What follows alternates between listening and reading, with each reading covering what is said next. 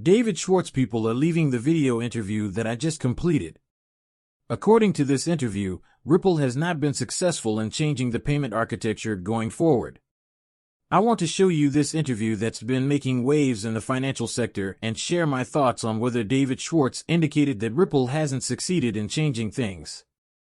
The payment infrastructure providers make sure to remain for the duration of this complete. As always, this is crucial. Thank you to everyone who has liked the videos and subscribed to the channel. Your support is greatly appreciated and greatly aids his channel. Additionally, I'm hoping you all like the material.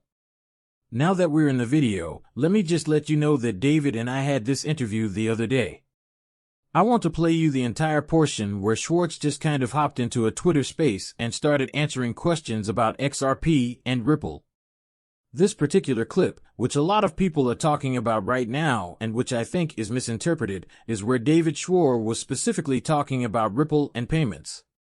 I want to play it for you guys so you know exactly what we're talking about here, and then I'll break down my thoughts on whether or not David Swartz was saying that Ripple has failed at payment. We're big.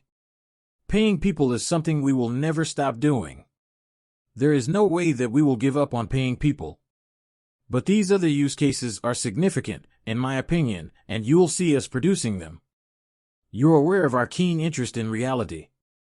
Tokenization of assets. We would be particularly interested in an ecosystem consisting of several chains that allow assets to be transferred between them and that can implement smart contracts.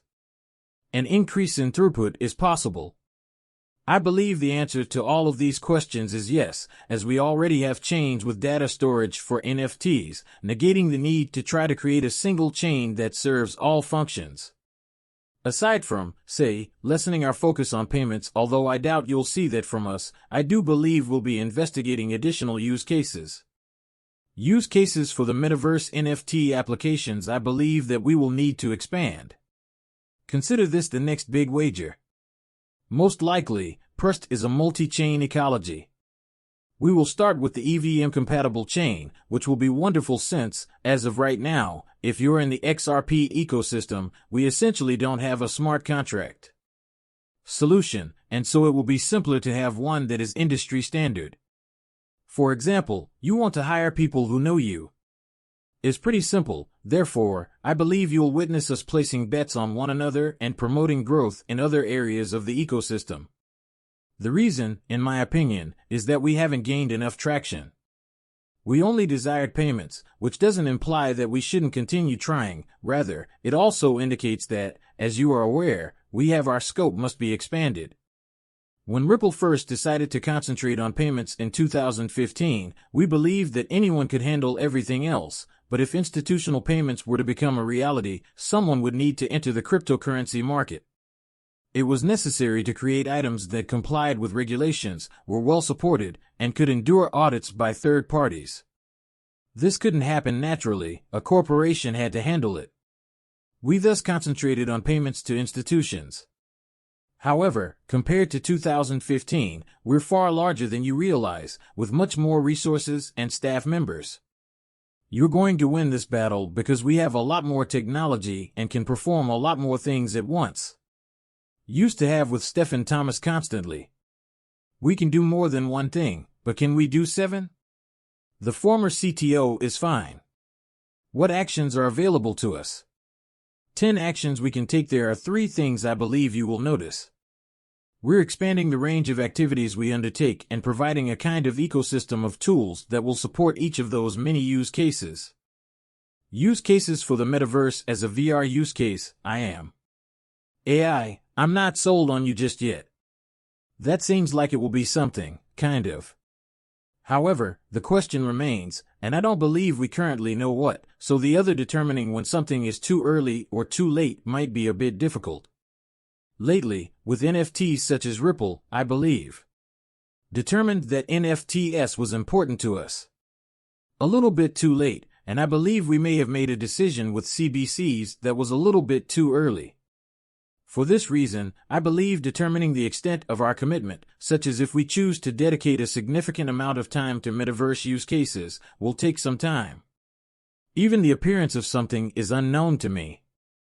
I'm not exactly sure what's sure. A lot of individuals would be happy to share with me their opinions on the potential applications of the metaverse, but it's challenging. You have to make the difficult decision of what's right. You must. To put it another way, you can't just sit back and wait for someone at MSE to earn $1 billion in an area. That's essentially what we did with NFTs. We didn't think they existed at all. That's a little bit too late to say, oh, shoot, somebody just made $1 billion in the NFT space. We probably should pay attention to it, but if you jump on too, you'll know. It's incredibly hard for engineering teams that have been constructing something like, yeah, actually, that early because then you're following every craze. As it happens, you don't know that. And then instruct them to inform you that, when an engineer puts their all into a project, nothing is worth it. And then, that project doesn't become a thing, so calibrating is difficult. Therefore, I believe that the key quote from this interview that people are taking too literally is when David Swartz stated that Ripple hasn't gained the traction they had anticipated in payments at this time.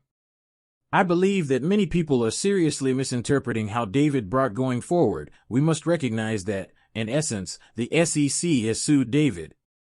David's proposals to change the payment structure of the banking system have been the subject of ongoing lawsuits. From David's point of view, these are all things he probably never imagined would occur. The U.S. banks are practically unable to accept Ripple's products, right? This was noticed by one of the architects of the XRP ledger. He presumably believed this product was going to be adopted by every major bank around the globe in a matter of years, so I completely understand. It is a game-changing breakthrough that can make payments go anywhere in the world instantly, for fractions of a penny. From his point of view, this has been far more difficult than he had imagined. A developer cannot possibly be a builder. David Swartz never would have anticipated that we financial institutions would be virtually prohibited from participating in the SEC action. These are all things that come from touching XRP. That he's had to cope with. This was Ripple's original plan, thus these are things that Ripple must now overcome. Does this imply that Ripple has not succeeded in obtaining XRP to be used for payments? Not. He makes it very evident that this is still happening quickly. According to Ripple's ODL reports, the company's product is expanding by hundreds of % annually, and more users are utilizing XRP to make payments. However, has XRP failed in the payment space? Without a doubt, I believe that another aspect of this interview that some people are misinterpreting is when David Swartz discusses Ripple's future ambitions and other upcoming projects. Ripple has grown significantly in the last few years. They no longer need to be very focused on a particular project because they are a much larger organization with many workers. Admittedly, cryptocurrency payments are quite easy. I'm able to make cryptocurrency payments, right? I can send you XRP. Ripple doesn't require it for what they need to start doing to truly reach mass. Acceptance in financial institutions is to begin developing new goods that these organizations will require down the road. Custody of tokenization, various debt items, several categories of leveraged items, various staking methods, various lending methods. All these various. Is it true that everything that financial institutions depend on can be duplicated on the blockchain? Here, David Swartz is attempting to explain. Is that we created excellent payouts? There is nothing on the market today that compares to this payment option. However, financial institutions are unable to adopt it for various reasons. We believe that this is okay and that they will be able to adopt it in the future. In the meantime, however, we might as well continue developing products that they can use to support Ripple's efforts to onboard users of the XRP ledger more quickly. I see all of this as bullish news. I believe that Ripple's ability to develop more product types to onboard more institutions and a larger client base will only attract increasingly sophisticated users to the XRP ledger. Without a doubt, this is a terrible or unfavorable interview with David Swartz. He's simply being honest, informing us of the situation, and guys, I don't think it matters at all. We just emerged from a bear market, after all. Because, let's be honest, I saw a barren market for it for the last couple of years. Institutional uptake was probably slow. Still, the top business remains Ripple. Every day that passes and I gain more knowledge about this, XRP is poised to rule the cryptocurrency landscape in the field of cryptography. Technology one feel more and more assured. The decentralized neutral protocols and neutral liquidity pots that anybody can utilize and draw from will be essential components of our future financial system. The ability to use leverage to transfer value from point A to point B will be crucial for our financial system.